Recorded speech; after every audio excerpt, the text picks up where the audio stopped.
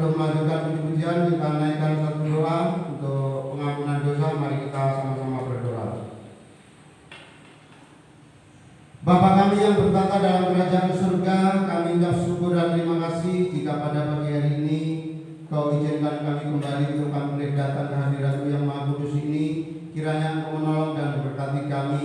Dan pada pagi hari ini dengan penuh sukacita kami datang untuk kami boleh mendengarkan sebagian daripada firman. Akan tetapi terlebih dahulu ya Tuhan, ampuni atas segala dosa dan kesalahan hidup kami yang kami lakukan di dalam kehidupan kami di setiap hari, melalui ucapan, hati, pikiran, serta perbuatan kami yang kiranya tidak berkenan di hadapan Engkau. Mari ya Tuhan, ampuni atas dosa kami ini, sehingga kami boleh semakin hari semakin layak di hadirat Engkau. Pada pagi hari ini kami juga serahkan untuk anak-anak-Mu yang ambil bagian di dalam pelayanan, apapun itu bentuk pelayanan kami semua ya Tuhan. Kiranya Engkau menolong dan berkati kami, sehingga pelayanan kami juga berkenan di hadirat Engkau. Terpujilah nama-Mu ya Tuhan. Jam ibadah awal sehingga kami boleh mengakhiri nanti, semua kami alaskan hanya di dalam nama Tuhan kami Yesus Kristus. Kami sudah berdoa dan mengucap syukur. Amin.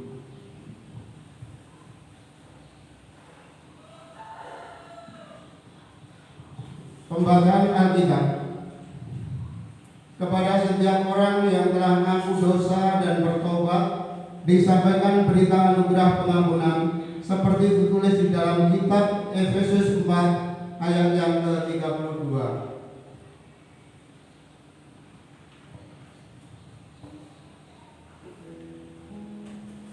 Efesus 4 ayat 32, demikianlah bunyi firman Tuhan. Tetapi hendaklah kamu ramah seorang terhadap yang lain, penuh kasih mesra dan saling mengampuni, sebagai mana Allah di dalam Kristus telah mengampuni kamu. Amin. Untuk meresponi pembacaan pengampunan dosa, mari kita pujikan Kasih Pasti Lemah Lembut.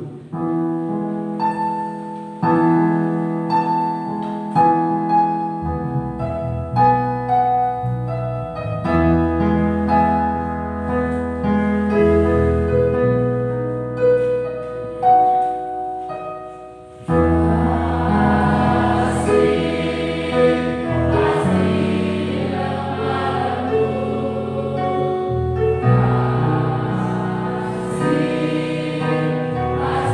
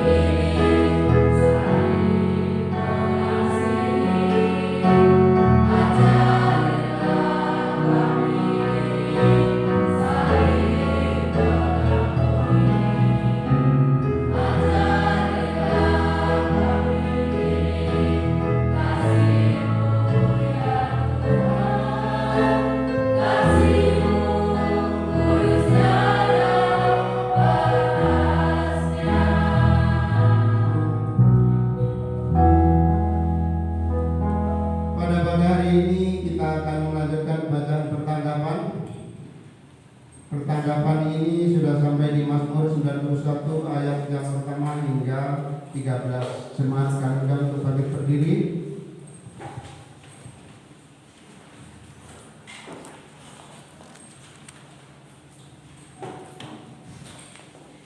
Mazmur 91 ayat yang pertama hingga ayat yang ke-19.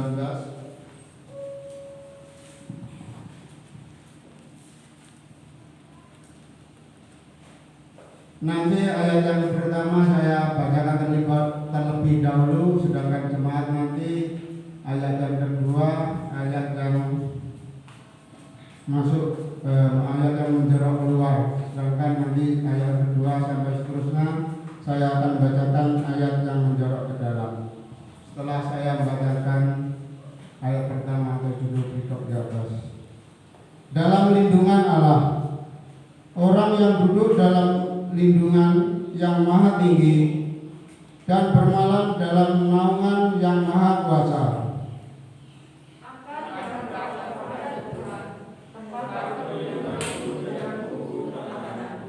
Allahku yang kupercayai.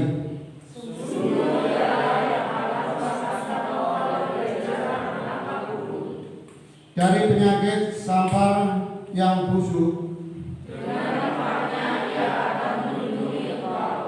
di bawah sayapnya engkau akan berlindung.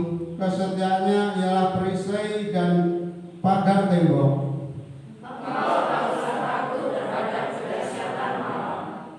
Terhadap panah yang terbang di waktu siang, terhadap penyakit sampar yang berjalan di dalam gelap, terhadap penyakit menular yang mengamuk di waktu petang. Walau 1.000 orang berlah di sisimu dan 10.000 di sebelah kananmu, tetapi itu tidak akan menimpamu. Engkau hanya menontonnya dengan matamu sendiri dan melihat pembalasan terhadap orang-orang fasik. Sebab Tuhan ialah tempat perlindunganmu. Yang maha tinggi telah kau buat tempat perteduhanmu. Malapetaka tidak akan menimpa kamu, dan tulah tidak akan mendekat kepada kemahmu.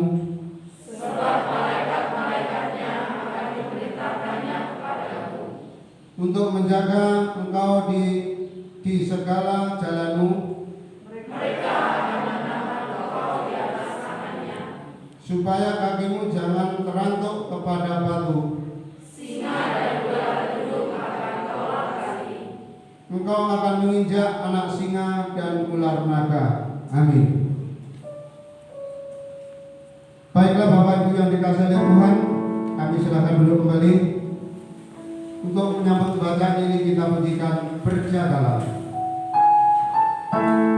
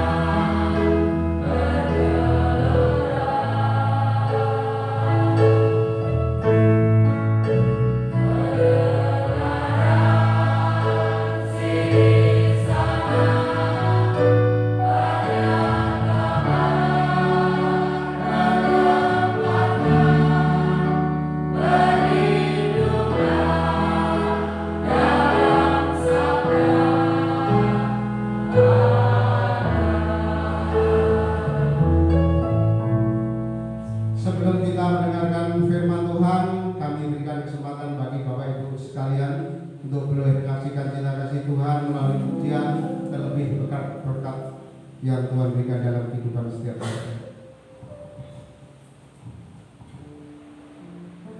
Belum ada, jika belum ada, pada pagi hari ini kita hendak menyambut kebenaran firman Tuhan ataupun merenungkan firman Tuhan yang disampaikan oleh hambanya.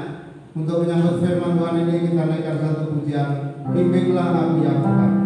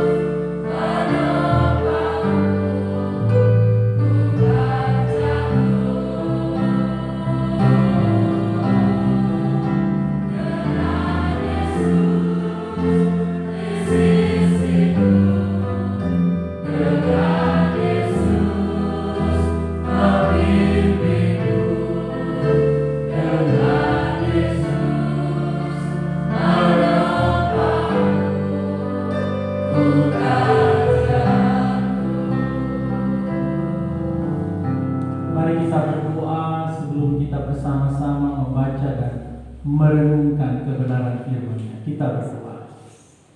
Terima kasih Bapa di surga, kami bersyukur dan berterima kasih buat kesempatan kami bersama-sama beribadah pada pagi ini.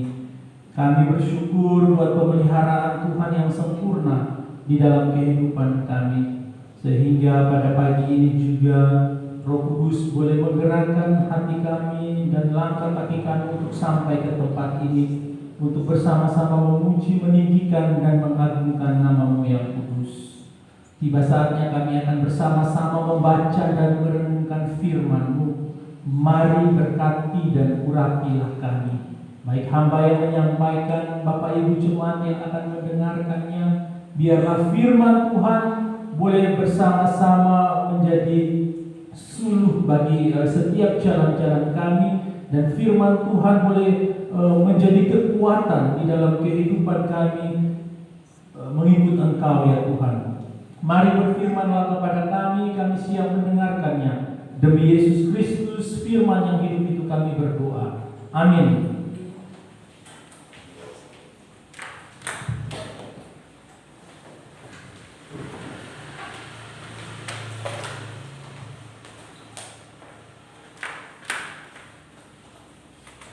Baik, shalom. Selamat pagi Bapak Ibu. Bagaimana kabarnya? Puji Tuhan, luar biasa ya, semua dalam keadaan sehat tanpa kekurangan suatu apapun. Selamat datang juga buat Mas Ari kembali ke Buneng. Kapan balik Kalimantan? Belum tahu ya. Selamat datang juga Mbak Ita dan juga suami sekeluarga. Terima kasih boleh berkesempatan beribadah bersama-sama dengan kami di GKK Buneng. Kiranya Tuhan menolong selalu. Baik Bapak Ibu yang dikasihi Tuhan Yesus Kristus, tinggalkan setiap beban yang ada di pikirannya, yang lupa matikan kompor, ingat-ingat memang semoga sudah dimatikan. Yang lagi memikirkan hal-hal lain di rumah ya, dikosongkan itu semua. Mari berfokuslah untuk mendengarkan firman Tuhan. Kalau yang mengantuk, coba minta yang di sebelahnya cubit saya ngantuk. Kalau lapar, saya hanya bisa berkata bahwa manusia hidup bukan dari roti saja, tapi dari setiap firman yang keluar dari mulut Allah. Saya tidak mungkin suruh pulang makan baru datang kembali, ya. Tidak mungkin.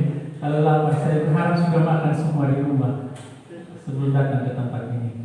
Kebetulan firman Tuhan pagi ini juga terambil dari Injil Matius pasal 4 ayat 1 sampai dengan ayat 11 tentang pencobaan di padang gurun.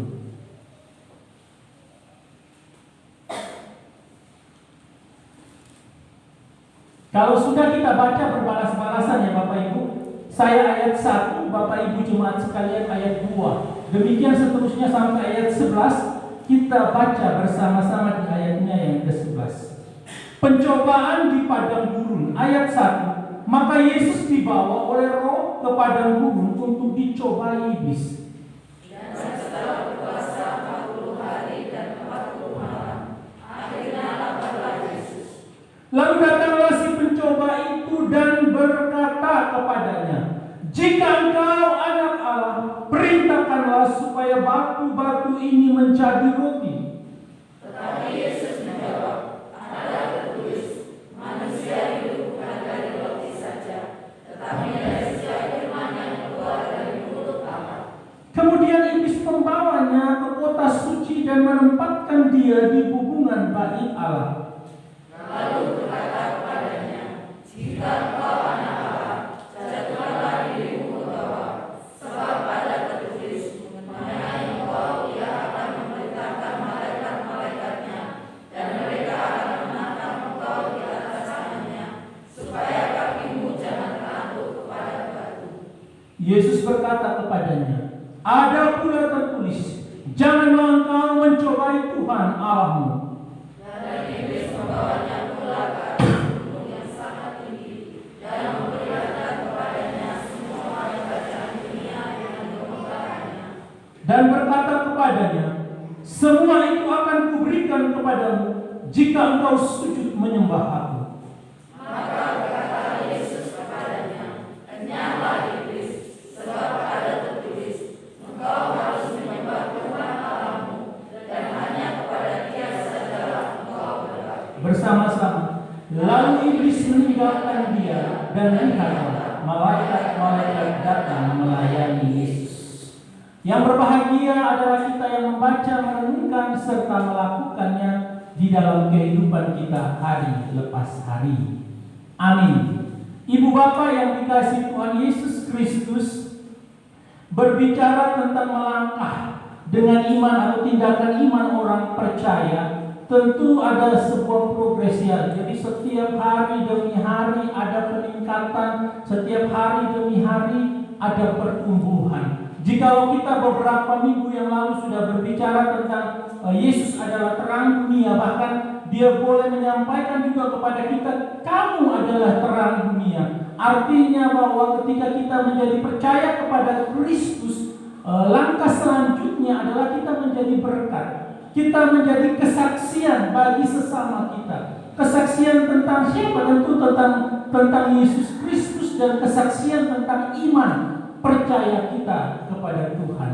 Kalau kita baru jadi Kristen 1 tahun, 2 tahun, 3 tahun, Tuhan terus menolong kita, dan itu boleh menjadi kesaksian di dalam kehidupan kita untuk boleh menyaksikan itu di dalam kehidupan kita. Bahkan sebagai orang yang sudah menjadi Kristen, kemarin juga berbicara tentang baptisan, kita bersama-sama dibaptis untuk mengakui Dia sebagai Tuhan dan Juru Selamat, dan untuk berkomitmen meninggalkan segala dosa-dosa dan pelanggaran kita. Nah, itu pun juga harus disertai dengan langkah iman, karena kita harus berani untuk meninggalkan itu. Kalau tidak, maka kita akan tetap terkungkung di dalam kehidupan yang penuh dengan dosa. Karena apa? Karena walaupun kita sudah dibaptis, kita masih nyaman dengan kehidupan kita. Dan pagi ini kita bersama-sama melihat bagaimana setelah Yesus juga dibaptis oleh Yohanes Pembaptis atas kehendak Allah, bagaimana dia memulai pelayanannya sebagai Tuhan dan Juru Selamat bagi umat manusia. Tentu kalau kita sudah membaca, merenungkan bagian ini, kita meyakini bahwa Dia adalah Juru Selamat secara pribadi bagi kita masing-masing orang yang percaya kepada Tuhan. Di dalam Lukas pasal 4 ayat 1 dikatakan bahwa Yesus yang penuh dengan Roh Kudus kembali dari Sungai Yordan, lalu dibawa oleh Roh Kudus ke padang gurun. Jadi di satu sisi Roh Kudus menuntun dia, di sisi lain dia dituntun untuk dicobai oleh si jahat. Nah, tema tadi Bapak Ibu sudah lihat bahwa Roh Kudus dan setan sama-sama bekerja dalam waktu yang juga bersamaan untuk menguji atau untuk mencobai Yesus Kristus. Latar belakang tadi saya sudah sampaikan bahwa dia keluar dari Sungai Yordan atau setelah dia dibaptis. Di dalam Matius pasal 3 ayat 17 dikatakan, lalu terdengarlah suara dari surga yang mengatakan, inilah anakku yang kukasihi, kepadanya lah aku berkenan. Karena sebelum dia terjun di dalam pelayanan, itu harus diikrarkan, dimateraikan melalui baptisan. Seperti minggu lalu dikatakan, dia dibaptis bukan karena dia orang berdosa. Dia dibaptis bukan karena dia memang harus dibaptis, tidak. Tetapi dia harus melaksanakan kehendak Allah di dalam kehidupan pelayanannya. Jadi konteks sebelum dia terjun di dalam padang gurun dan dicobai adalah ketika dia dibaptis dan keluar dari Sungai Yordan, dan di situ ada sebuah ikrar yang disampaikan dan terdengar dari surga, inilah anakku yang kukasihi, kepadanya lah aku berkenan. Ibu Bapak yang dikasihi Tuhan Yesus Kristus, ini mau menunjukkan bahwa setelah menerima suatu pernyataan dari Tuhan, atau kalau kita mau menyenangkan Tuhan melalui pelayanan kepada Tuhan, belajar firman Tuhan lebih banyak, berdoa dan lain sebagainya, setan pasti menyerang. Jadi bukan berarti semakin dekat Tuhan maka semakin baik-baik saja kehidupan kita. Tidak. Ketika kita berkomitmen untuk ikut Tuhan, bahkan kalau belum dibaptis menyerahkan diri untuk dibaptis, maka kita siap-siap juga untuk menghadapi setiap ujian dalam kehidupan kita ataupun cobaan. Kemarin di ibadah Bapak saya bilang kalau di sekolah itu sekolah dulu baru ujian. Mereka belajar dulu baru ujian. Tetapi di dalam kehidupan tidak demikian. Di dalam kehidupan diuji dulu baru kita belajar. Kalau tidak demikian maka kita tidak akan bisa tahu seperti apa proses kita tetap bertahan dan percaya kepada Tuhan Yesus Kristus sebagai juru selamat di dalam kehidupan kita. Ibu bapak yang dikasihi Tuhan, siap atau tidak siap, mau atau tidak mau, memang demikianlah. Kita harus menjalani kehidupan kita sebagai orang yang percaya. Semakin dekat Tuhan, semakin rajin berdoa, semakin belajar firman Tuhan, semakin giat melayani Tuhan, maka si jahat akan ada di samping dan terus berbisik. Kamu gak layak, kamu gak pantas, kamu itu baru melakukan dosa kemarin sudah pelayanan. Kita akan terus dibisikkan di telinga kita, sehingga itu akan membuat kita bilang iya benar ya, dan kemudian kita bisa saja meninggalkan Tuhan. Mari kita bersama-sama melihat bagaimana kejadian di dalam pasal 4 ini. Kita tahu bahwa yang tadi saya katakan bahwa baik iblis maupun juga dengan Roh Kudus itu sama-sama bekerja. Pasal 4 ayat 1, Yesus penuh dengan Roh Kudus. Di dalam ayat 1 juga dikatakan Roh Kudus memimpin Yesus ke padang gurun untuk dicobai. Nah, bayangkan kalau sisi gelap dan sisi terang itu ada ya bersama-sama dengan kita sudah bisa membayangkan. Jangan buat itu dosa loh. Enggak apa-apa, buat aja, mau sekali aja kok. Seperti itu kejadian kalau kita mau coba berimajinasi ya untuk memikirkan cara kerja si jahat dan juga Roh Kudus yang diam di dalam kehidupan kita. Jadi jangan kira setan itu tetap diam, dia terus juga menggoda dan menghasut kita sebagai orang yang percaya itu jatuh di dalam dosa. Nah, itu tadi saya sudah bacakan bagi Bapak Ibu sekalian pasal 4 ayat 1 dan Matius pasal 4 ayatnya yang pertama, bahwa Yesus yang penuh dengan Roh Kudus itu lalu dibawa oleh Roh kepada guru. Untuk apa? Untuk dicobai. Jadi Bapak Ibu yang dikasihi Tuhan Yesus Kristus, kita sebagai orang yang dipenuhi oleh Roh Kudus atau dekat dengan Tuhan, justru akan menjadi orang yang pertama diserang oleh si jahat.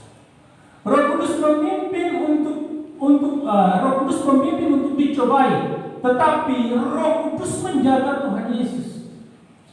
Nah, kalau kehidupan kita tetap nyaman, tetap mulus, tanpa ada halangan rintangan, maka kita tidak akan belajar dari itu semua, dari sesuatu. Tetapi di satu sisi kita yang sudah percaya kepada Tuhan, dijagai dan dilindungi oleh Roh Kudus. Di sisi lain, Roh Kudus juga mengizinkan supaya kita dicobai, kuat dan bertahan atau tidak. Karena itu kalau kita mengikuti pimpinan Roh Kudus dan ternyata kita mendapatkan serangan, cobaan, godaan, ujian, ya jangan kita menjadi kecewa. Karena banyak orang Kristen akhirnya menjadi kecewa demikian. Aku ini ikut Tuhan dengan maksud supaya hidupku semakin baik, aman, tentram, semakin diberkati. Kok semakin ikut Tuhan justru penggodaannya banyak, cobaannya banyak, dan saya tak mampu lagi untuk dapat bertahan. Lebih baik aku pindah saja, lebih baik aku keluar saja dari kekristenan dan meninggalkan Tuhan. Karena semakin jadi Kristen, semakin ikut Tuhan, justru semakin banyak pencobaan, semakin besar pencobaan yang dialami. Ibu bapak yang dikasihi Tuhan Yesus Kristus, di dalam bacaan kita tadi dikatakan bahwa Yesus itu berpuasa. Nah, berpuasa 40 hari, 40 malam, itu juga pernah dilakukan oleh Musa dan juga Elia. John Calvin berkata bahwa ini adalah puasa yang total. Tetapi kebanyakan penafsir berkata bahwa tidak, dia tidak puasa total. Dia hanya puasa terhadap makanan saja, tidak terhadap minuman. Jadi dia nggak makan, tapi dia tetap minum. Nah, ini memang bisa terlihat dari beberapa kesaksian Alkitab yang di dalam ayat. Dikatakan di ayatnya yang kedua, Yesus mengatakan dia lapar. Mengatakan di Alkitab itu mengatakan dia lapar, bukan haus. Jadi artinya memang dia sedang berpuasa, tidak makan, bukan tidak minum. Ayat 3 mengatakan bahwa si jahat atau iblis ini mencobai dengan roti, bukan dengan air. Kalau dia haus pasti dia bilang minumlah air tersebut. Ternyata tidak. Jadikan batu-batu itu menjadi roti.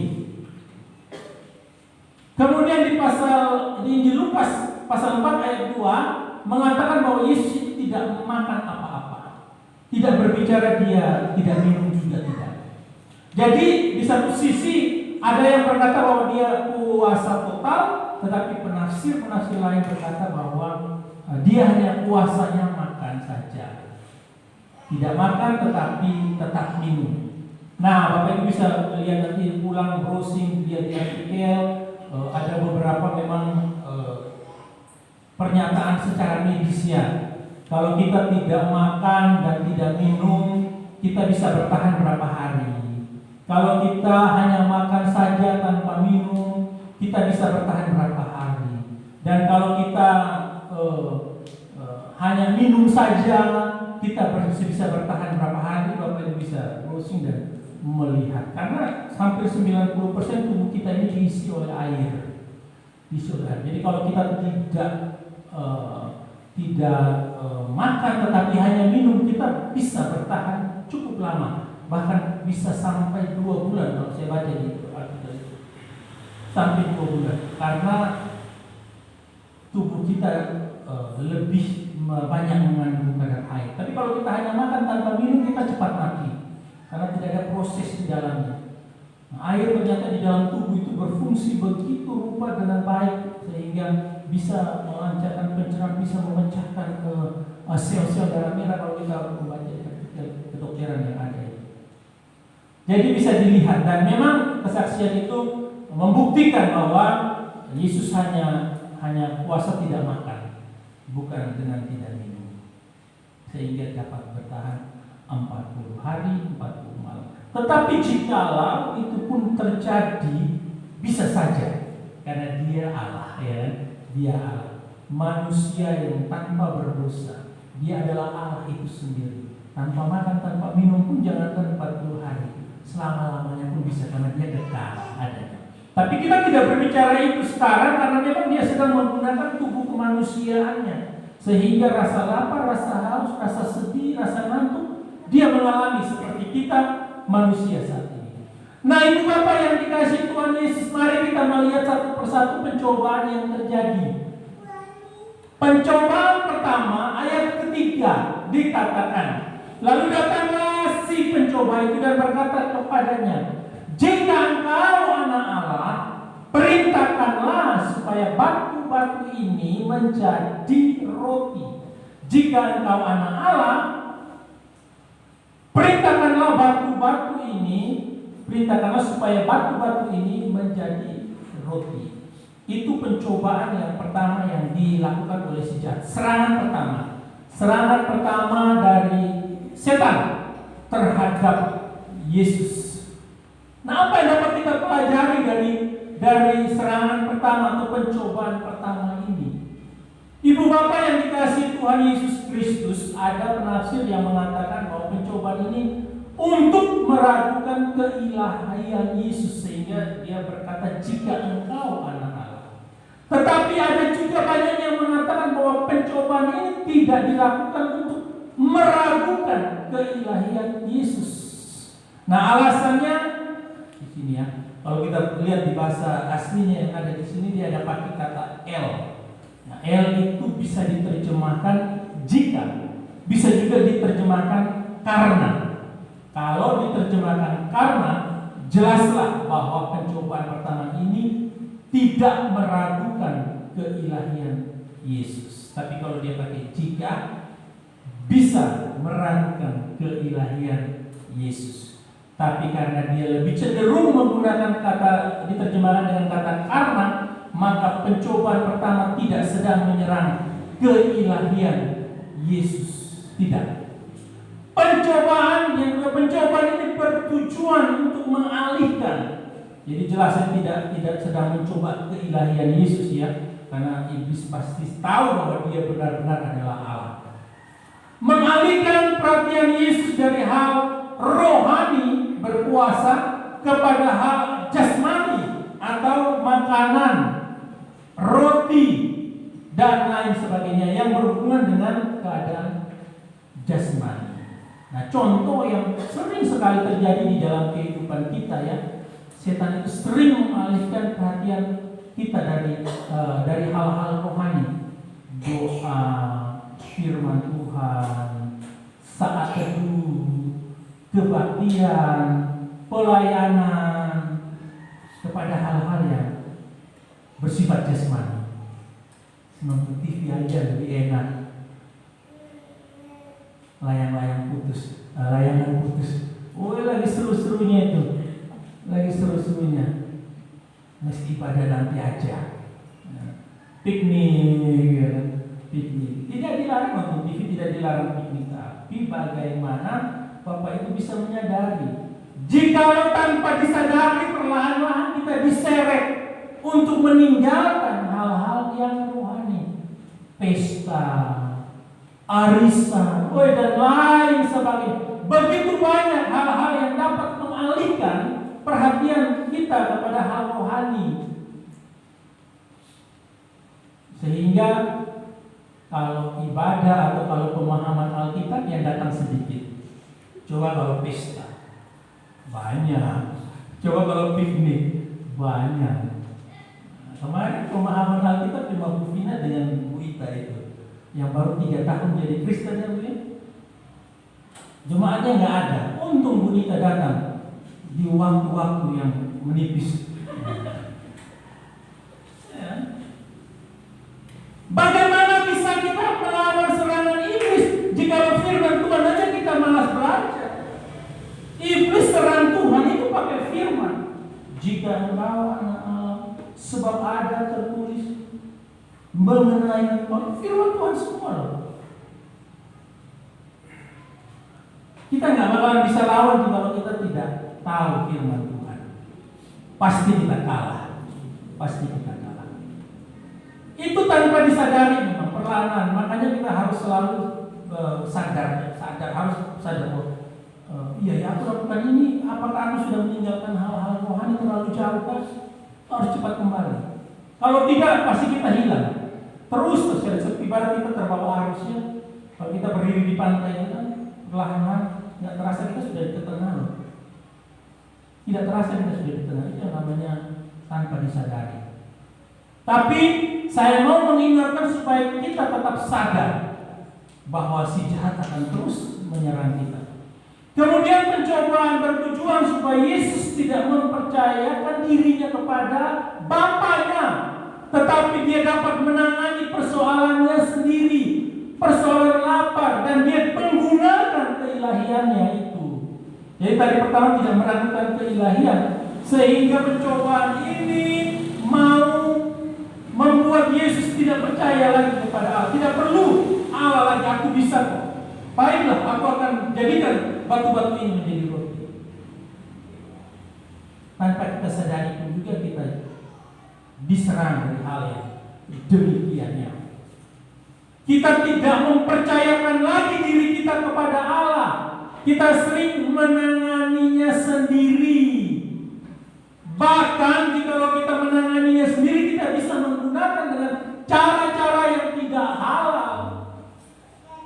Bisa kita mencuri, korupsi, nyogok, dusta, menggunakan kuasa-kuasa gelap ataupun dukun. Karena apa? Kita menyadari bahwa kita mampu dan kita nggak perlu apa lagi. Ini serangan si jahat ini. Kamu bisa kok, nggak perlu pakai Allah. Apalagi pakai dukun itu cepat jawabannya. Akhirnya ditawar ke dukunnya, pergi ke dukun. Ibu bapak yang dikasihi Tuhan Yesus Kristus, mari kita tepat menyadari akan hal ini sebelum kita jauh ke oleh bujuk rayu si jahat. Terkadang kita benar-benar tidak merasa tidak lagi merasa membutuhkan Allah. Padahal sebenarnya kita ini sangat membutuhkan Allah di dalam kehidupan kita. Tetapi apa daya, si jahat terus merayu dan merongrong kita, sehingga kita tidak lagi mau mempercayakan diri kita kepada Allah, tapi lebih kepada kita sendiri, karena kita merasa kita mampu. Ini hanya contoh mau dikatakan bahwa kalau Adam pertama, yaitu manusia pertama yang diciptakan, dia kalah, tetapi Adam kedua yaitu Kristus itu menang oleh karena pencobaan. Adam tidak berpuasa, dia bisa saja makan buah-buahan yang banyak di sana, tapi toh tetap kalah ya. Jadi pencobaan bagi Kristus jauh lebih berat ketika Adam dan Hawa itu dicobai oleh si jahat dengan makan buah. Kemudian selanjutnya mengalihkan perhatian rohani ke jasmani. Biasanya setan akan menyerang titik lemah. Kalau kita lapar, ya kita diserang oleh makanan. Saya pernah bilang kalau sudah lapar kita lupa berdoa ya. Sudah habis baru, aduh lupa berdoa, bersyukur kepada Tuhan. Terima kasih Tuhan buat makanan daging ayam yang ada. Makan daging ayam aja lupa berdoa, apalagi kalau cuma makan dengan tempe atau tahu saja, atau cuma nasi kosong, nasi doang dengan air. Wah, itu lebih berat lagi itu mau bersyukur. Bersyukur lihat nasi doang putih semua tanpa warna. Tapi itu titik lemah. Titik lemah ketika Tuhan sedang berpuasa dan dia lapar, dia diserang pada titik lemah. Kita juga tanpa kita sadari kita diserang pada titik lemah.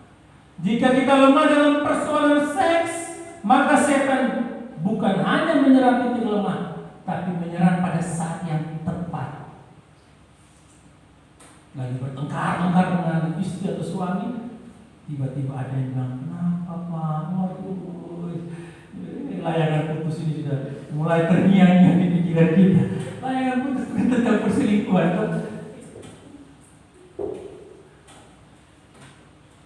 Akhirnya kita jatuh karena yang di luar lebih menjanjikan.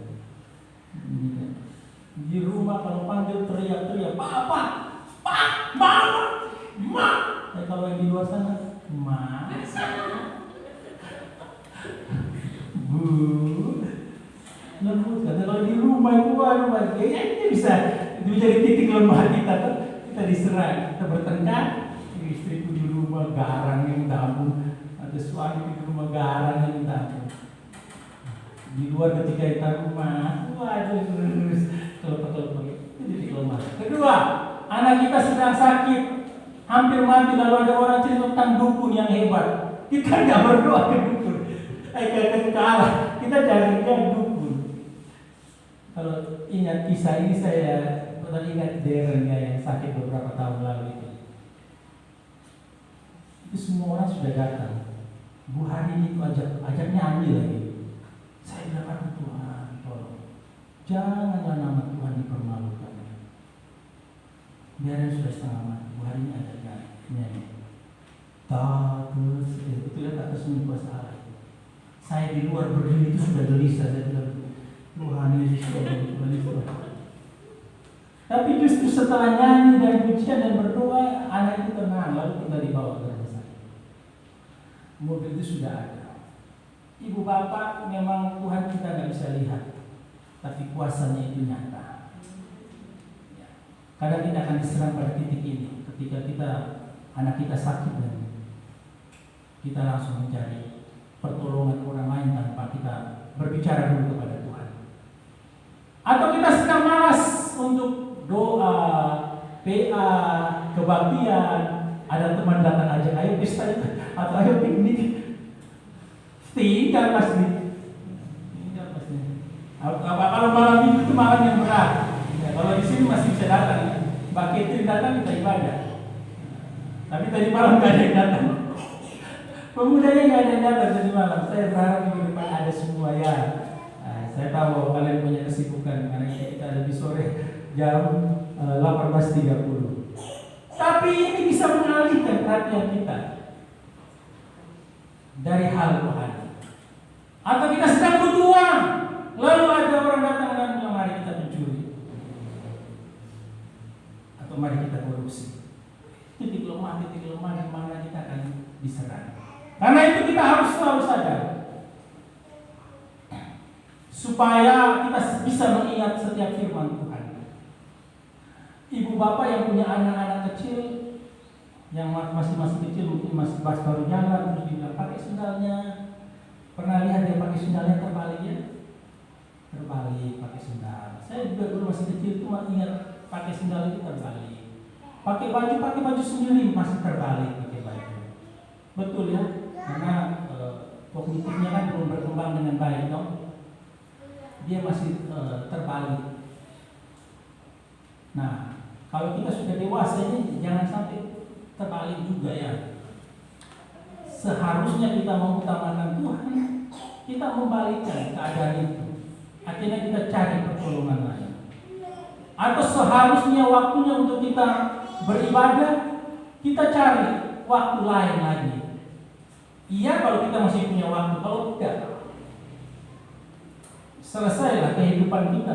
Kita tidak punya waktu lagi untuk beribadah. Apa jawaban Tuhan Yesus? Ada tertulis, manusia hidup bukan dari roti saja, tapi dari setiap firman yang keluar dari mulut Allah. Yesus mau memenangi serangan setan ini dengan menggunakan firman yang ia kutip dari Ulangan pasal 8 ayatnya yang ketiga. Jadi jelas bahwa kita harus benar-benar mengerti firman Tuhan atau ingat terhadap firman Tuhan. Efesus 6 ayat 17 bilang firman itu seperti pedang, senjata atau pedang roh yang kita gunakan untuk menyerang. Kalau kita mengabaikan belajar firman, baca firman, renungkan firman dengan saat teduh yang rutin dan berkesinambungan, maka bisa dipastikan kita memiliki banyak sekali titik lemah. Sedangkan kita yang baca saja terus, merenungkan saja terus, Bapak Ibu merasa saya terus baca saja, kita masih punya titik lemah yang sangat mudah untuk diserang oleh si jahat tersebut. Bacaan-bacaan buku-buku rohani yang baik harus menjadi konsumsinya kita. Jangan banyak nonton TV ya, atau buka Facebook, buka WA, tapi nggak baca, hanya lihat doang. Waktunya habis.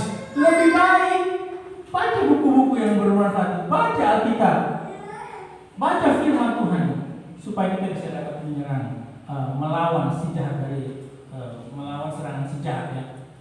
Nah di sini setiap firman yang keluar dari mulut Allah itu ada dua penafsiran.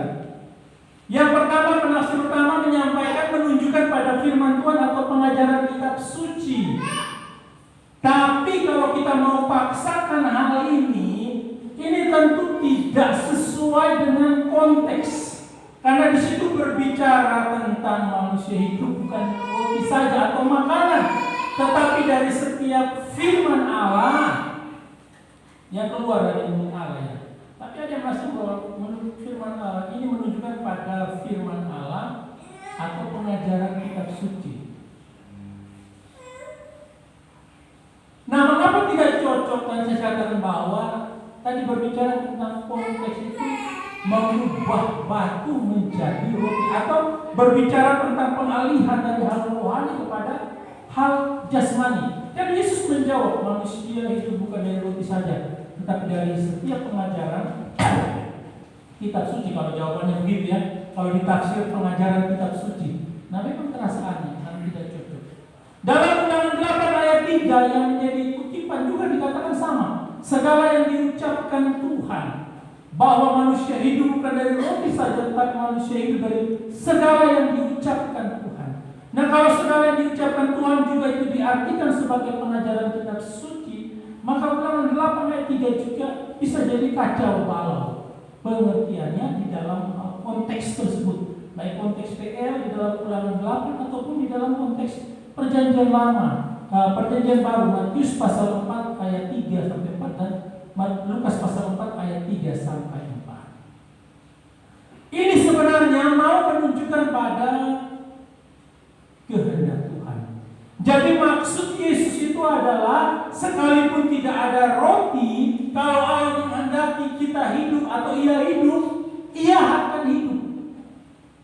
Jadi ini lebih cocok dari konteks yang sedang dihadapi oleh Yesus.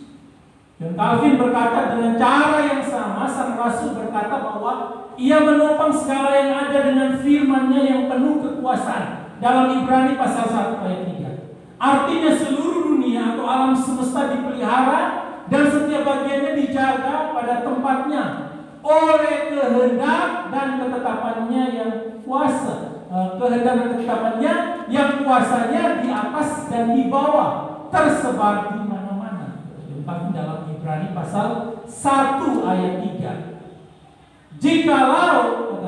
Kalau kata firman dalam Ibrani 1 ayat 3 itu bisa diartikan pada kehendak Allah, maka dalam Matius 4 ayat 4 juga bisa kita tafsirkan sebagai itu merupakan kehendak Allah.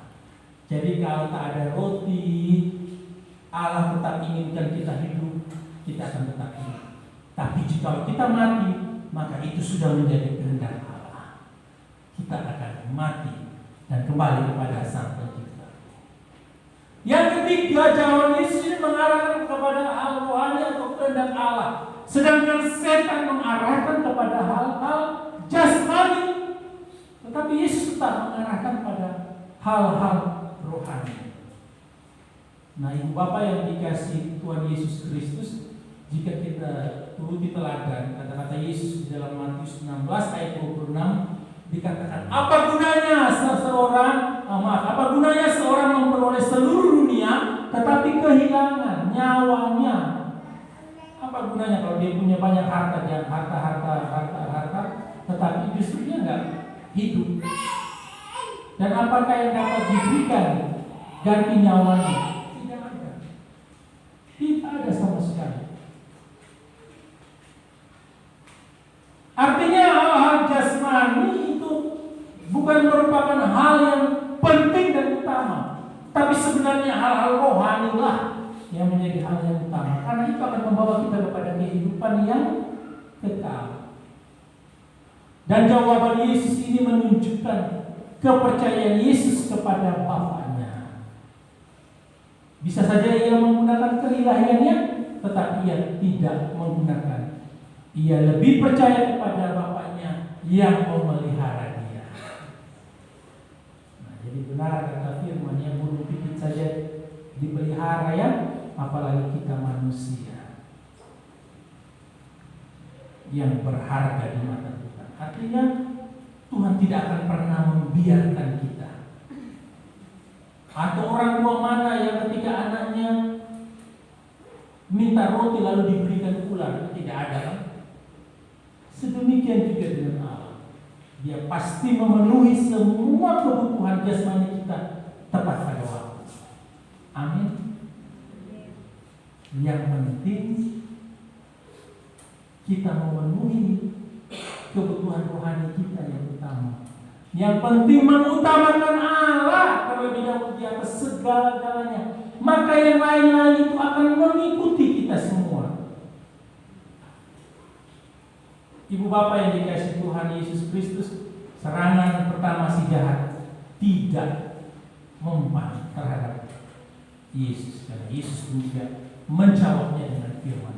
Serangan yang kedua dikatakan kemudian iblis membawanya ke kota suci dan menempatkan dia di gunungan bait Allah. Lalu berkata kepadanya, jika engkau anak Allah, jatuhkanlah dirimu ke bawah, sebab ada tertulis mengenai engkau, ia akan memerintahkan malaikat-malaikatnya dan mereka akan menatang engkau di atas tangannya, supaya kakimu jangan terantuk kepada batu. Iblis pakai ayat mana tadi? Kira-kira di ayat mana iblis pakai? Dari kitab apa tadi? Yang barusan dibaca tadi? Apa? Yang tadi dibacakan Pak, masih tadi. Mazmur 91 ayat 11 dan 12.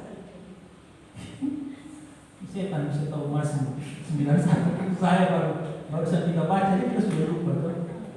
Setan bisa tahu Mazmur 91 ayat 11 dan 12. Dia pakai ayat itu untuk menyerang Yesus. Mazmur 9, nanti pulang baca lagi. Nah, apa yang bisa kita pelajari dari serangan yang kedua sikap ini? Ya, walaupun dalam Matius itu tidak, dalam Lukas tidak berurutan ya. Ini sekilas saja. Yang kedua ini, pencobaan kedua di urutannya kalau di Lukas itu ditaruh 3. Nah, yang paling benar urutan adalah di Matius ya. Karena yang terakhir dia katakan enyahlah iblis. Kalau di Lukas dia membalik ya. Yang kedua itu dia taruh di ketiga, dan yang ketiga dia taruh yang kedua. Tidak ada yang salah, hanya dia tidak menulisnya secara kronologis atau urutan saja. Jadi itu tidak ada persoalan apa-apa. Ibu bapak yang dikasih Tuhan Yesus, kalau di pencobaan pertama, serangan pertama, supaya Yesus tidak percaya kepada Bapaknya, pencobaan kedua supaya Yesus menjadi terlalu percaya kepada Bapaknya. Sehingga coba-cobalah cari bahaya. Tuhan pasti tolong kami. Seperti firman Tuhan bilang minum racun kan? Minum racun itu kan pertama bukan kata perintah, tetapi di saat kita diracun tanpa kita ketahui, kalau kita dalam perlindungan Allah maka itu tidak akan kena. Tapi kalau mau coba-coba jangan, karena pasti mati. Nah, kebanyakan orang itu kan mau coba-coba. Bapak ini pernah lihat YouTube pendeta yang khotbah sambil pegang ular kobra? Wah, dia bilang tidak akan mati karena ada Tuhan. Ini bukan sedang percaya kepada Allah, tapi terlalu percaya sehingga menjadi tak berhikmat. Pegang ular sambil khotbah dia pegang ular. Akhirnya ular cokot di leher. Tiba-tiba jatuh dari berbusa. Matilah, mati. Kuasa Allah tidak bisa dicobai seperti itu.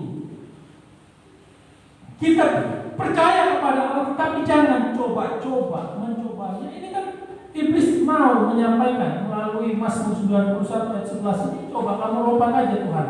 Pasti malaikat-malaikat ini tolong kamu kok. Dia akan perintahkan malaikat-malaikat tolong kamu.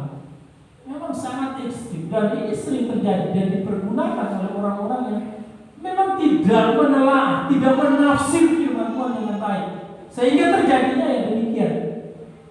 Pencobaan pertama ditolak Yesus dengan menggunakan firman.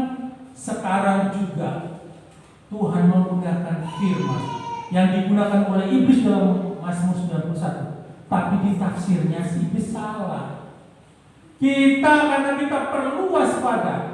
Tidak setiap orang yang menggunakan kitab suci itu mengajarkan hal yang benar. Bisa saja dia malah mengajarkan hal yang tidak benar. Nah, oleh karena itu salah satu fungsi Bapak Ibu belajar PA, belajar firman, supaya bisa melihat, mendengar bahwa Pak Marcel ini sedang mengajarkan firman ini benar atau tidak, atau sedang menyesatkan kami jemaat GKK Boro. Kalau Bapak Ibu tidak punya kerinduan untuk belajar firman, maka setiap orang yang datang menyampaikan, Bapak Ibu akan terima saja, tanpa dapat menyeleksi ini benar atau tidak. Begitu banyak orang yang hanya menerima sehingga yang menyatakan begitu. Ada yang disuruh jual harta benda dia jual, lalu tinggal tanpa apa-apa karena apa? Supaya masuk surga. Ada yang tadi saya cerita seperti tadi bahwa dia percaya tidak akan mati digigit ular, akhirnya mencoba-coba demikian. Itu pengajaran-pengajaran yang tidak benar. Atau ada yang bilang kalau ikut aku kau akan menjadi kaya raya, makmur dan subur. Itu kan pengajaran-pengajaran yang hanya untuk kepentingan pribadinya sendiri, tanpa melihat keseluruhan ayat Alkitab. Nah, ini Mazmur 91 ayat 11-12 tadi. Sebab malaikat-malaikatnya akan diperintahkannya kepadamu untuk menjaga engkau di segala jalanmu. Mereka akan menatang engkau di atas tangan supaya kakimu jangan terangkat kepada batu. Iblis memutar konteks ini. Konteks ini tidak berbicara tentang yang tadi mencobai atau terlalu percaya kepada Allah. Apa jawaban Yesus? Yesus berkata kepadanya, ada pula tertulis, janganlah engkau mencobai Tuhan Allahmu. Nah, ayat ini dikutip oleh Tuhan juga dari Ulangan 6 ayat 16 yang jelas berhubungan dengan ajaran yang setan sampaikan tetapi salah menafsirkan, dari Mazmur 91. Jadi bagaimana pentingnya kita belajar dan menghafal firman Tuhan supaya kita tidak mudah untuk ditipu. Kita harus mengecek setiap khotbah dengan firman Tuhan juga, benar atau tidak, bertentangan atau tidak firman Tuhan yang disampaikan. Janganlah kamu mencobai Tuhan Allah seperti kamu mencobai Dia. Di masa ini yang Tuhan pakai mengutip seperti jemaat-jemaat di Berea, Bapak Ibu ya.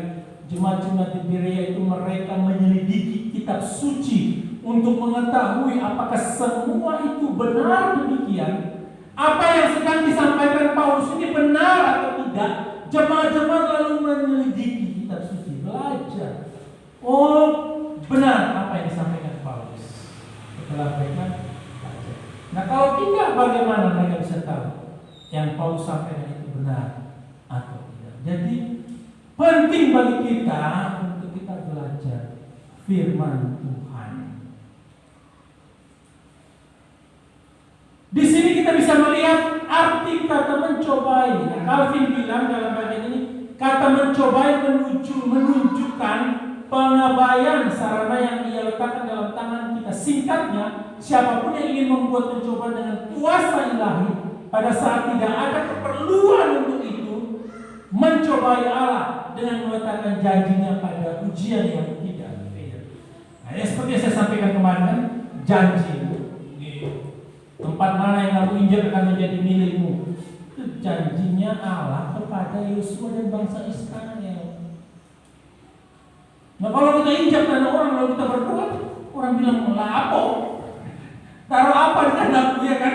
Orang bisa usir kita, bisa marahi kita. Itu kita sedang lagi menafsirkan firman Tuhan yang keliru. Banyak orang Kristen tidak mau membeli obat atau pergi ke dokter pada waktu sakit, hanya berdoa saja. Mereka beriman kepada Allah. Ini bukan beriman, tetapi sedang mencobai Allah. Dokter kan juga diberikan hikmat kepintaran oleh Allah untuk bisa membuat obat. Berdoa beriman kepada Allah, iya, tapi Allah juga memberikan sarana supaya kita bisa mempergunakan sarana itu. Demikian juga dengan kalau ada gempa, tidak usah keluar, tetap saja di gereja. Itu mana tidak usah keluar. Gempa sangat gede besar, tidak usah keluar, tenang. Tuhan masih melindungi kita. Nah, iya. Karena sangat percayanya tiba-tiba gereja runtuh dan menimbun kita semua. Ya. Atau ada ujian pas mau naik kelas, tidak perlu belajar. Tuhan pasti berikan hikmat. Nah, sampai di ruang ujian sudah nggak isi. Karena memang nggak belajar, terlalu berlebihan mempercayai. Beriman boleh, tapi tidak untuk mencobai Allah. Rasa-rasanya Tuhan itu Power Rangers diminta langsung berubah atau menyediakan, kan tidak, atau Doraemon kan menjahit minta langsung dikeluarkan. Tidak. Ada proses yang tetap Tuhan izinkan harus kita jalani. Mau pintar ya belajar. Mau supaya berkatnya lebih ya bekerja. Tidak ada tidur baru bilang kekayaanku mau menjadi sebanyak 7 turunan. Tidak ada begitu. Ya tetap pun harus kita bekerja. Kalau tidak kita sedang mencobai Tuhan. Pencobaan yang terakhir, yang ketiga, iblis membawanya pula ke atas gunung yang sangat tinggi dan memperlihatkan kepadanya semua kerajaan dunia dan kemegahannya, berkata kepadanya, semua itu akan kuberikan kepadamu jika engkau sujud menyembah aku. hal yang dapat kita pelajari dari pencobaan yang ketiga ini. William Barclay bilang bahwa pencobaan-pencobaan terjadi dalam pikiran Yesus. Tapi ini jelas salah, tidak mungkin hanya dalam pikiran, no? Karena apa? Karena tadi menunjukkan seluruh kekayaan dunia, no? Seluruh kerajaan dunia diperlihatkan. Jadi William Barclay bilang ini hanya dalam hayalan saja. Nah, jelas salah. Karena hanya berpikir saja itu juga sudah berdosa bagi Tuhan. Yang kedua, hal itu sungguh-sungguh terjadi jika Yesus betul-betul dibawa oleh iblis ke hubungan baik Allah, yang percobaan kedua tadi, kemudian ke puncak gunung. Pada mana ini juga rasa-rasanya tidak mungkin terjadi. Tidak mungkin terjadi. Mengapa tidak mungkin terjadi? Pernah lihat setan dan Tuhan jalan bersama, lalu bergandengan tangan. Ayo kita ke hubungan baik Allah. Ayo kita ke gunung, sus. Ayo kita ke gunung. Tidak mungkin. Sehingga memang dikatakan bahwa ini tidak berbicara tentang sebuah hal yang nyata. Setan ngajak Yesus ke hubungan, setan ngajak Yesus ke gunung yang tinggi itu hanya. Karena saya katakan salah tadi bahwa nggak mungkin bahwa setan dan Tuhan jalan sama-sama. Nggak mungkin terang dan gelap bisa bersatu ya. Ayat 8 mengatakan bahwa dalam sekejap mata setan memperlihatkan semua kerajaan dunia kepada Yesus. Ini tidak mungkin terjadi karena di gunung lihat nggak mungkin dia bisa lihat seluruh kerajaan dunia kan? Ya paling cuma kalau kering ya gersang ya cuma rumput kering, batu-batuan. Tidak mungkin memperlihatkan. Yang pertama tidak mungkin Yesus mau jalan bersama-sama sejahat itu. Yang kedua tidak mungkin di gunung itu bisa melihat seluruh kerajaan dunia. Dan yang benar adalah karena Calvin berpendapat bahwa ini adalah sebuah penglihatan saja. Kehubungan baik Allah juga itu adalah sebuah penglihatan. Karena dia bisa kita bandingkan dengan apa yang disampaikan di Yeskiel 40 ayat 1b. Pada hari itu juga kekuasaan Tuhan meliputi aku, Yeskiel tersebut, dan dibawanya aku dalam penglihatan ilahi ke tanah Israel dan menempatkan aku di atas sebuah gunung yang tinggi sekali. Ini Yeskiel dalam sebuah penglihatan Allah ini. Atau di Wahyu 21 ayat 10. Di dalam roh ia membawa aku ke gunung yang tinggi. Atau bisa ditambahkan dengan Ayub ya. Ketika anak-anak Allah berkumpul ada hadir setan di situ. Ya. Nah itu adalah sebuah penglihatan. Ruang dan waktu yang tidak bisa dihampiri oleh si jahat. Tidak mungkin kan anak-anak Allah berkumpul baru setan nimbrung. Ini kan ya maksud kalau di sini anak-anak Allah berkumpul setan ada nih nimbrung. Ngantuk, digoda juga supaya tidak dengar firman, ya bosan dan lain sebagainya ada. Ini pasti ada di sini. Jadi tetap waspada dan hati-hati ya Bapak Ibu.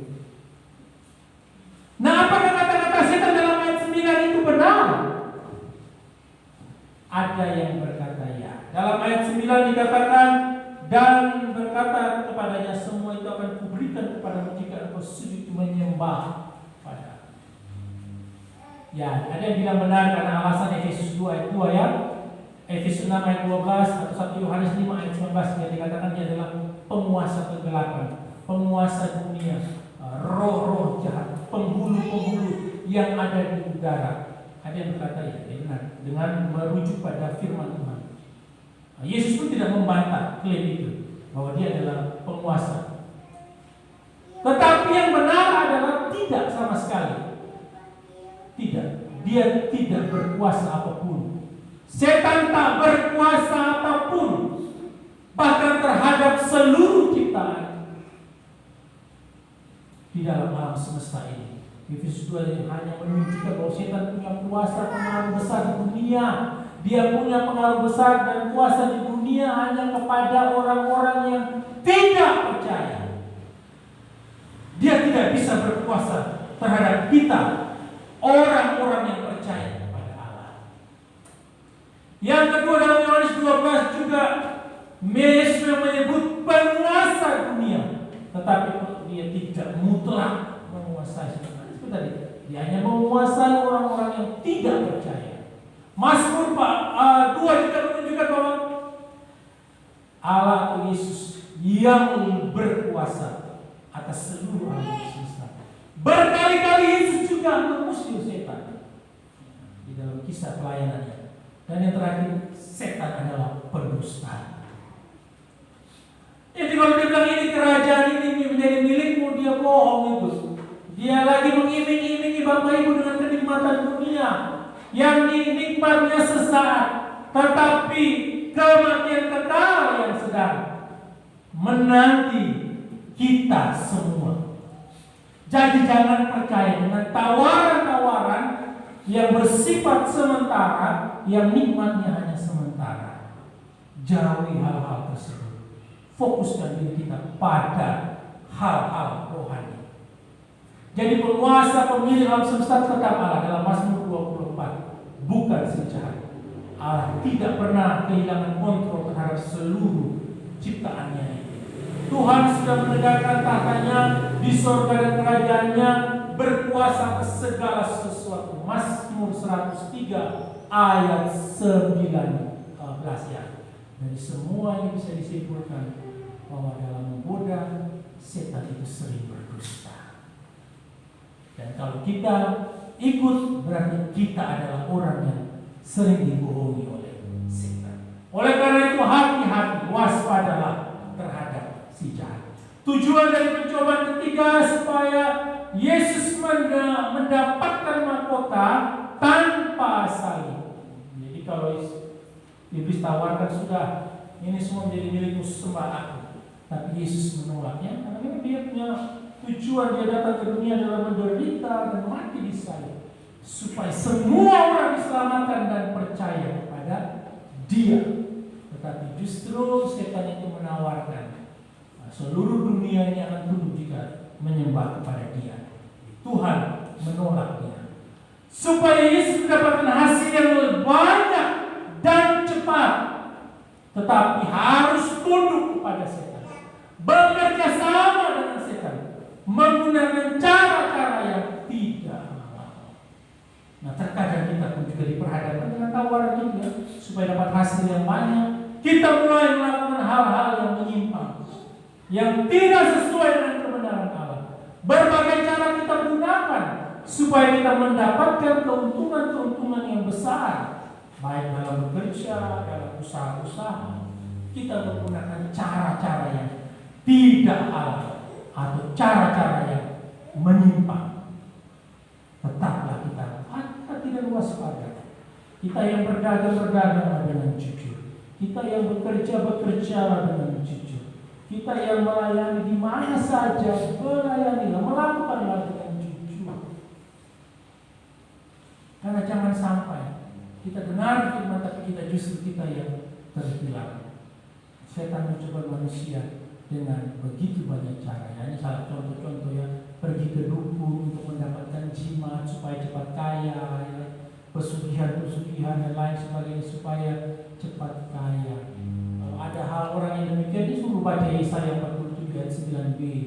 Dikatakan kepunahan dan kejandaan dengan sepenuhnya akan menimpa engkau, sekalipun banyak sihirmu dan sangat kuat mantramu. Orang-orang yang demikian pasti akan bingung.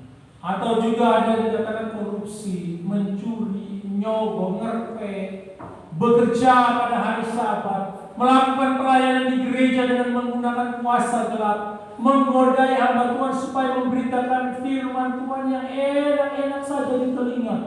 Bicara surga Pak, jangan neraka Pak. Bicara hal yang manis-manis saja Pak, jangan yang tidak enak. Ketika ada hal yang tidak enak, kita mungkin tersinggung dan lalu kita meninggalkan persekutuan yang ada. Ibu bapak yang dikasihi Tuhan Yesus Kristus, ini cara-cara si jahat yang ingin membawa kita untuk menikmati kenikmatan yang sesaat ini dengan mengabaikan kehidupan kerohanian kita masing-masing. Kerohanian kita jauh lebih penting daripada kehidupan jasmani kita yang hanya sesaat. Oleh karena itu mari utamakan Tuhan di dalam kehidupan kita. Jadi setan ini berusaha supaya manusia mencapai ambisinya dengan menggunakan cara yang tidak halal, atau bahkan menggunakan kuasa setan tadi dengan kedukun, jimat, kesugihan dan lain sebagainya. Yesus menjawab dia di ayatnya yang ke-10 dalam serangannya yang ketiga. Hanyalah iblis, sebab ada tertulis, engkau harus menyembah Tuhan Allahmu, dan hanya kepada Dia sajalah engkau berbakti. Yesus menunjukkan kuasanya lebih besar dari si jahat, dan dia mengutip Ulangan 6 ayat 13. Ada dua hal yang harus kita perhatikan di sini ya. Lagi-lagi ia menggunakan firman. Jadi Yesus tidak pernah mengganti senjata.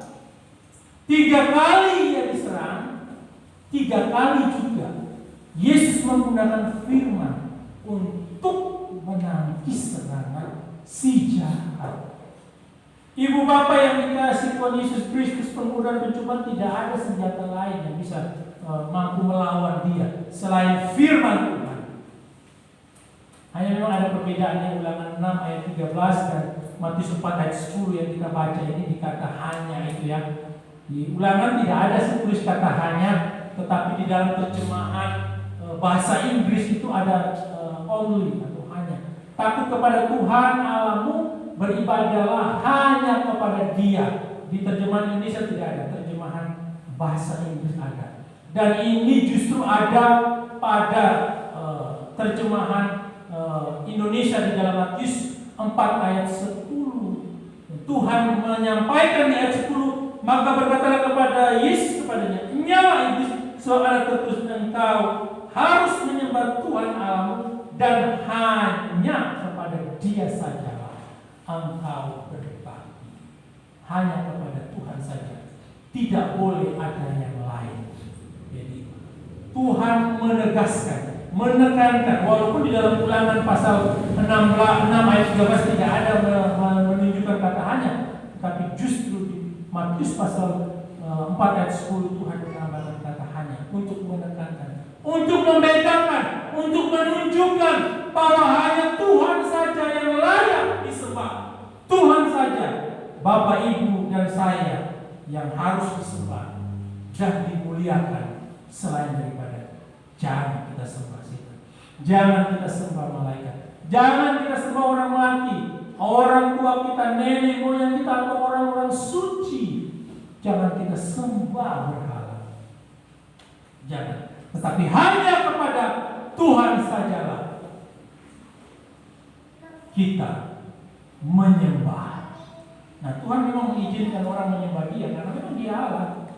Matius 14 ayat 33, 28 ayat 9, ketika Dia akan terangkat ke surga, semua murid-murid sujud menyembah. Dan ayat 17, Yohanes 9 ayat 38, Yohanes 20 ayat 28, karena Dia adalah Allah. Jadi kita juga menyembah Dia sebagai Allah, tapi tidak boleh yang lain. Tidak boleh sembah setan, tidak boleh sembah malaikat, tidak boleh orang mati, orang suci seperti Mahatma Gandhi, Bunda Maria yang disucikan. Kita tidak boleh datang dan menyembah, tetapi hanya kepada Allah sajalah kita menyembah. Setelah serangan 1, serangan 2, serangan 3 gagal, iblis memang pergi karena Tuhan suruh pergi dan dia. Tapi dia menunggu waktu yang baik. Bapak Ibu yang dikasihi Tuhan, mungkin saat ini iblis tidak mampu menyerang Bapak Ibu karena ketekunan Bapak Ibu, kerajinan Bapak Ibu membaca, merenungkan firman Tuhan. Tetapi ingat, Dia tidak patah semangat. Roh Kudus bekerja di dalam diri kita, tetapi si jahat juga giat bekerja untuk menjatuhkan kita yang percaya kepada Tuhan. Dia menunggu waktu yang sangat tepat. Ada 2 hal yang kita bisa lihat sini. Setan mempunyai ketekunan yang luar biasa dalam mencobai. Coba kita lihat dalam mencobai Yesus saja, maupun dalam mencobai kita. Pertanyaannya, apakah kita ini sudah tekun? Tekun belajar firman, tekun berdoa, tekun berjuang meninggalkan perbuatan-perbuatan dosa. Kalau setan saja tekun mencobai Bapak Ibu dan saya, maka kita juga harus tekun. Kalau kita tidak tekun belajar firman, tidak tekun berdoa, maka pencobaan yang ringan itu akan terasa sangat berat bagi kita untuk kita menghadapi dan menjalani. Karena kita nggak punya senjata. Ya senjata mungkin ada, kita nggak punya amunisi. Kita mau mengeluarkan apa ketika kita digoda? Yesus ketika digoda dia mengeluarkan firman Tuhan. 3 kali dia tadi saya katakan melawan, menangkal iblis dengan firman Tuhan. Nah kalau kita tidak belajar, kita mau menangkal dengan apa? Dengan TikTok? Kan enggak. Dengan WA? Tidak mungkin kita juga kalau kita boleh menari sana sini, tidak bisa melawan iblis dengan cara seperti itu. Ya harus tekun. Kita mulai ibadah lagi, ya. Kegiatan mulai ada, terus banyak. Mari luangkan waktu itu untuk kita belajar bersama-sama, bersekutu bersama-sama, saling mendoakan. Tidak lama kan kalau kita kegiatan di gereja 1 jam atau paling lama 2 jam. Lebih lama waktu kita ketika kita jalan-jalan, ketika kita pesta, lebih banyak waktu kita di situ. Jadi kalau belajar firman, PA, jangan bosan, jangan jenuh.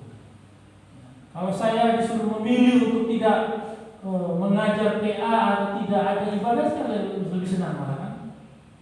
Ya sudah ibadah minggu saja. Tapi bukan itu tujuan saya ada di sini. Tapi mari kita bersama-sama belajar sehingga kita memiliki kualitas sebagai orang Kristen yang luar biasa.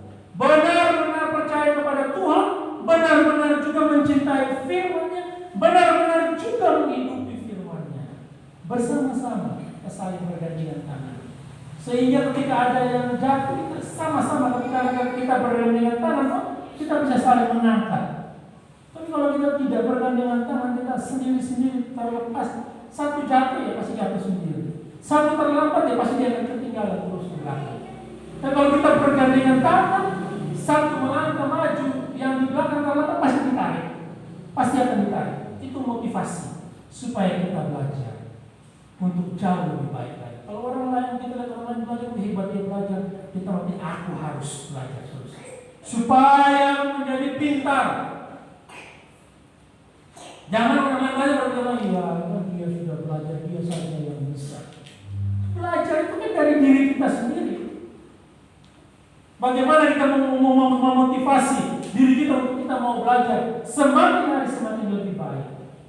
Demikian juga beribadah, berdoa dari diri kita sendiri.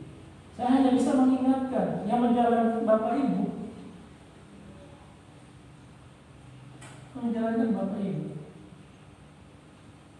ketika kita bilang belajar, Bapak Ibu tidak mau ya, Bapak Ibu akan ketinggalan. Nanti lihat orang mulai hidupnya berkualitas, kita iri. Wah, dia pasti pakai bunga-bunga itu, pasti pakai susu itu, pasti pakai apa lagi baca segala macam diomongin kan. Padahal kita tidak tahu dia lagi berjuang belajar terus untuk meningkatkan kualitas dirinya. Mari kita bersama-sama terus giat belajar firman Tuhan. Saya memaklumi mungkin masih tahun baru ya, jadi kemarin masih sepi. Ya, semoga besok ini ramai yang datang mau belajar. Tidak lama, kalau ada pertanyaan mungkin jadinya lama. Hanya 30 sampai 45 menit ya dari malam. Mbak Ita kalau ada waktu bisa silakan datang. Kita belajar PA bersama-sama hari Selasa dan hari Jumat di minggu yang nanti kosong diumumkan ya.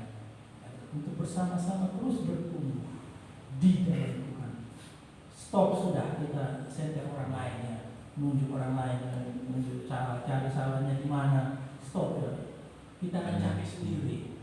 Mari kita lihat diri kita dan kualitas kita sendiri. sehingga kita bertumbuh itu oleh karena kita, dan orang lain menjadi motivasi kita untuk kita bertumbuh. Ketika kita bertumbuh, maka si jahat ini menyerang kita akan mudah mengalahkan serangan-serangannya. Kiranya pagi ini kita bersama-sama dimampukan, ditolong oleh Tuhan untuk kita boleh bersama-sama mengatasi setiap serangan-serangan dari si jahat. Yang terakhir ini malaikat-malaikat meninggalkan dia dan tentu melayani. Iblis meninggalkan dia dan malaikat datang melayani Tuhan ketika serangan itu sudah selesai, Bapak Ibu. Jadi artinya ketika kita sudah mengutamakan Tuhan di atas segala-galanya, ada hal yang harus kita terima sebagai bentuk hadiah yang telah kita lakukan sebagai orang Kristen karena kita setia kepada Tuhan. Mari bersama-sama kita merenungkan bagian firman Tuhan ini dan kita boleh pulang membawanya dan membagikan kepada semua orang. Dan ini menjadi motivasi kita untuk terus mengutamakan Tuhan di atas segala-gala kenikmatan yang ada. Amin. Mari kita berdoa. Terima kasih Bapa di surga, kami bersyukur atas kebenaran firman Tuhan. Kami menyadari akan keterbatasan kami yang lemah. Kami lemah di dalam kami menyimpan seluruh kebenaran firman Tuhan. Kami lemah di dalam mendengarkan, tetapi kami mohon dengan penuh kerendahan hati Roh Kudus menolong kami selalu. Ketika kami menerima pencobaan, penggodaan, kami diingatkan oleh firman Tuhan yang telah kami baca, kami renungkan setiap waktu, sehingga melalui firman Tuhan ini kami boleh dapat menangkal, bahkan melawan serangan-serangan dari si jahat. Tuhan memberkati jemaat yang ada di GKK Bulu. Tuhan menolong, Tuhan memampukan, dan hari demi hari terus kami bersama-sama bertumbuh di dalam pengenalan akan Tuhan sebagai orang-orang Kristen yang berkualitas Kristus. Tuhan tolong dan mampukanlah kami. Terpujilah nama-Mu Bapa. Inilah doa dan sembahyang kami demi Yesus Kristus firman yang kami berdoa. Amin.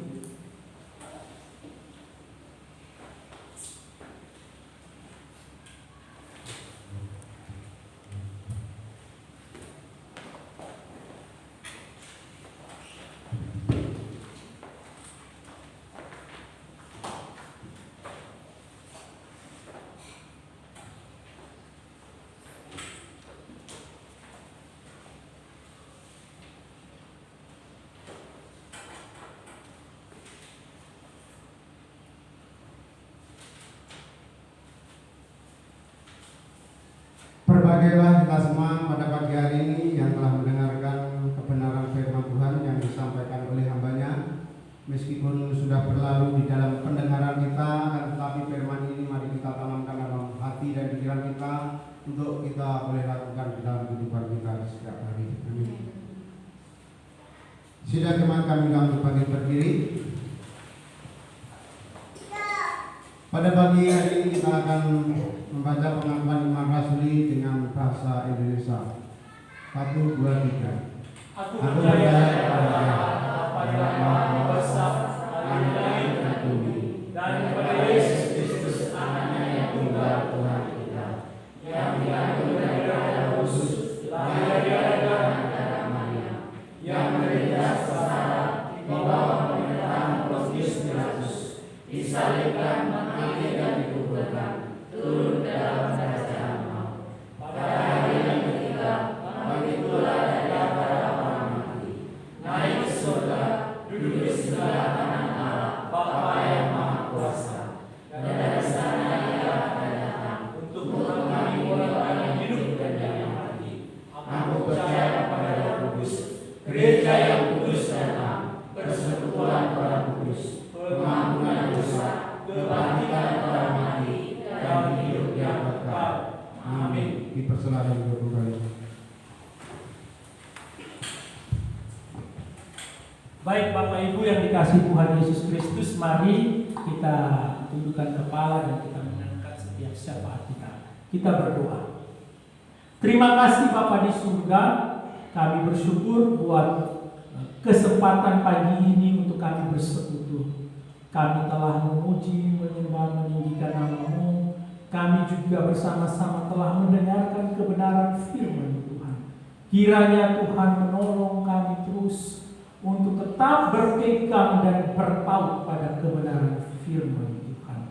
Janganlah Tuhan membuat kami malas oleh karena belajar firman Tuhan.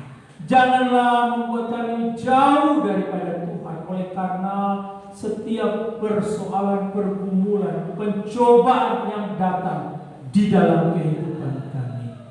Tuhan, kiranya semakin besarnya pergumulan di dalam kehidupan kami, semakin kami rindu datang kepada Tuhan, semakin kami melekat kepada Tuhan, semakin kami membutuhkan Engkau ya Tuhan. Kami sadar kami tak akan mampu menghadapi penggodaan pencobaan seorang diri Tuhan. Kami butuh Tuhan. Oleh karena itu kuatkan dan teguhkanlah iman kami. Jangan membuat kami berpikir terbalik Tuhan. Ketika pergumulan-pergumulan datang, pencobaan-pencobaan datang, justru kami jauh dari Tuhan. Seharusnya adalah kami semakin mendekatkan diri kami kepada Tuhan. Tuhan tolonglah kami. Seluruh pemikiran-pemikiran kami yang tidak benar tentang Tuhan, sirnakanlah itu dari pikiran kami. Kami mau percaya kepada Engkau, kami mau mengandalkan Engkau, kami mau berserah hanya kepada Engkau saja. Pagi ini Tuhan, hamba serahkan seluruh jemaat yang ada di GKK.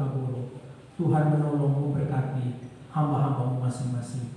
Tuhan menolong mereka di dalam pekerjaan, di dalam setiap usaha-usaha yang sudah Tuhan percayakan kepada hamba-hambamu ini. Baik mereka sebagai guru dan pengajar, baik mereka sebagai wira swasta, baik mereka yang beternak maupun bertani Tuhan. Mereka yang bekerja di mana saja Tuhan berikan pekerjaan yang ada saat ini. Tuhan menolong mereka sehingga mereka melakukannya dengan giat, mereka melakukannya dengan jujur. Kami menyerahkan juga hamba-hambamu yang masih terus mencari pekerjaan. Tuhan memberikan pekerjaan yang seturut dengan keahlian-keahlian mereka. Tuhan memberkati. Memberkati juga jemaatmu yang saat ini mengalami sakit Tuhan. Kami berdoa dari tempat ini, Tuhan jangan sembuhkan hamba-hambamu ini. Apapun bentuk sakit penyakitnya, baik yang sedang duduk di tempat ini bersama-sama dengan kami, ataupun yang ada terbaring di rumah Tuhan. Mari kami berdoa Tuhan, kuasa-Mu yang tidak bisa dihalangi oleh ruang dan waktu datang menjamah setiap jemaat-Mu yang mengalami sakit dan memberikan kesembuhan yang ilahi sehingga mereka boleh dapat beraktivitas dengan baik. Kami juga berdoa dan menyerahkan anak-anak kami yang terus bertumbuh besar Tuhan, dari anak-anak sekolah minggu sampai pemuda remaja. Berkatilah anak-anak kami Tuhan, mampukan kami orang tua untuk terus mengajari mereka di dalam kebenaran-kebenaran firman Tuhan, sehingga itu menjadi bekal bagi mereka kelak Tuhan.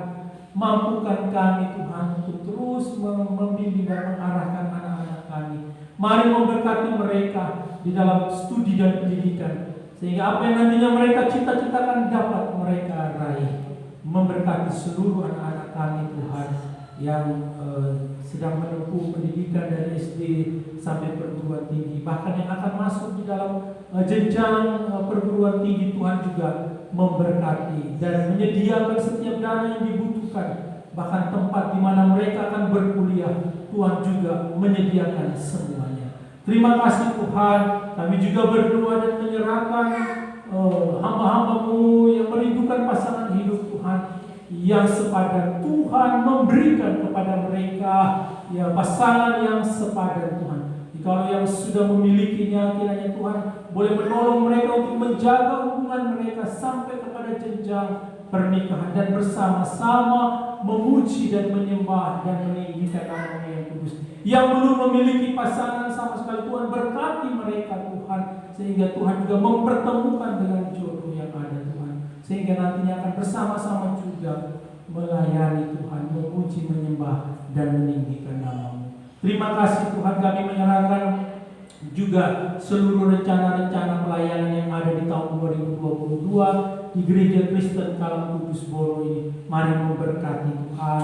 Kami berdoa dan menyerahkan seluruh kami jemaat-Mu. Kami boleh bergandengan tangan untuk bersama-sama memberikan yang terbaik di dalam setiap pelayanan-pelayanan dan kegiatan-kegiatan yang ada. Dengan satu tujuan, melalui kegiatan-kegiatan ini kami terus bertumbuh di dalam pengenalan akan Tuhan. Terima kasih banyak Tuhan, terpujilah nama-Mu Bapa di surga. Tidak lupa juga kami menyerahkan Tuhan desa dan dusun kami tercinta ini, berkati juga desa dan dusun kami. Kesejahteraannya adalah kesejahteraan kami. Tuhan memberkati setiap mereka yang Tuhan sudah percayakan di dalam pelayanan-pelayanan yang ada. Memberkati juga para hamba Tuhan yang melayani baik di desa, di kota. Tuhan memberkati mereka, baik mereka yang melayani di Indonesia ataupun di luar negeri. Tuhan memberkati setiap pelayanan-pelayanan penginjilan yang ada, sehingga nama Tuhan dimuliakan dan ditinggikan. Terpujilah nama-Mu Bapa di surga. Kami juga berdoa dan menyerahkan GKK wilayah Blitar yang ada 14 pos yang ada di dalamnya. Tuhan berkati sehingga GKK bersama-sama bergandengan tangan untuk melayani di Jawa mancanegara yang ada Tuhan, sehingga semakin hari banyak jiwa dimenangkan untuk hormat kemuliaan bagi nama Tuhan saja. Terpujilah nama Bapa di surga. Inilah doa dan sembahyang kami. Kami menyerahkan seluruh doa-doa dan pergumulan kami ini ke dalam tangan pengasihan Tuhan. Hanya di dalam nama Tuhan Yesus Kristus yang telah mengajarkan kami berdoa. Bapa kami yang di surga, dikuduskanlah nama, datanglah kerajaan-Mu, jadilah kehendakmu di bumi seperti di surga. Berikanlah kami pada hari ini makanan kami yang secukupnya, dan ampunilah kami yang kesalahan kami, seperti kami juga mengampuni orang yang bersalah kepada kami. Dan janganlah membawa kami ke dalam mencoba, tetapi lepaskanlah kami daripada yang jahat. Karena Engkau yang punya kerajaan dan kuasa dan kemuliaan sampai selama-lamanya. Amin.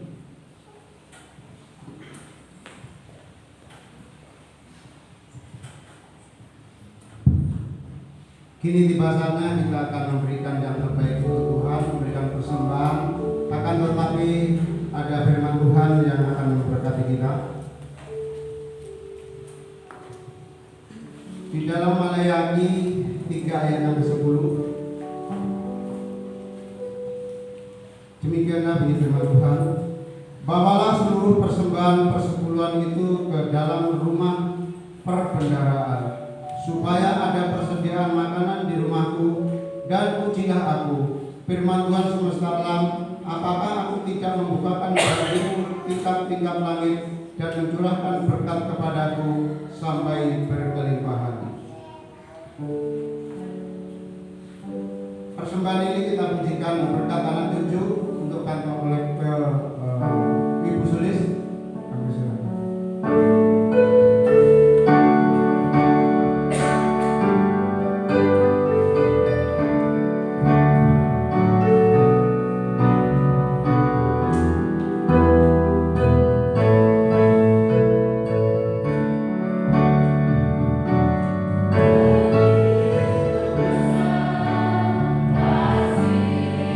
Allah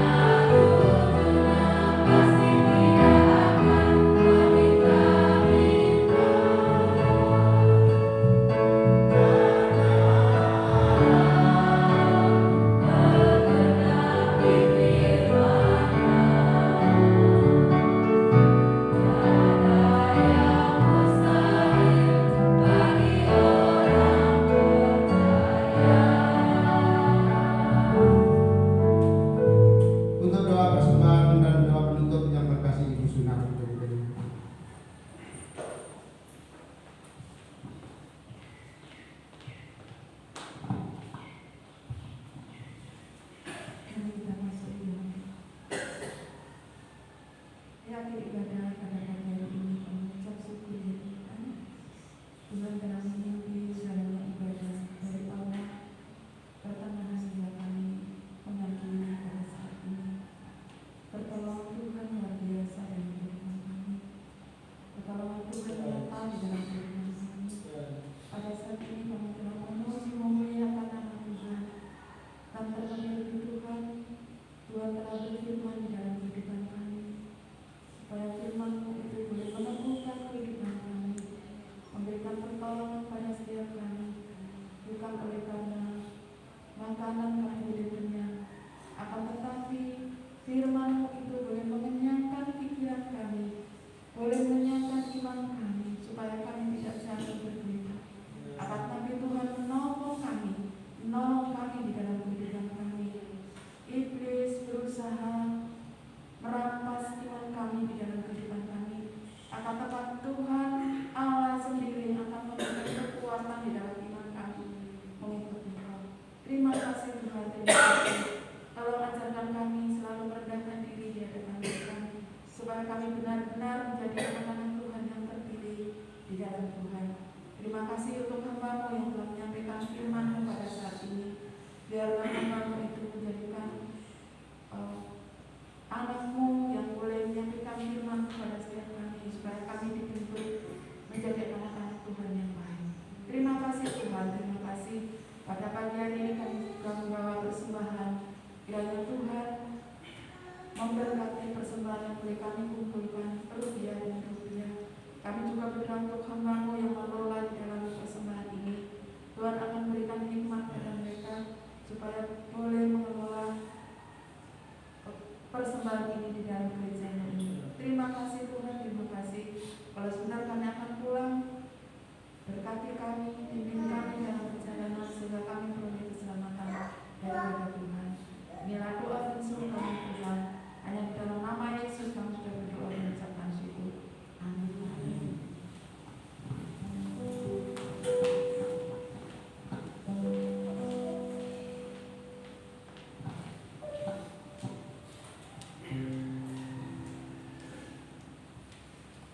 Jemaat dipersilakan berdiri. Untuk mengakhiri ibadah pada pagi hari ini, kita pujikan pujian doxologi, diteruskan doa berkat oleh hambanya serta warta oleh Ibu Sis.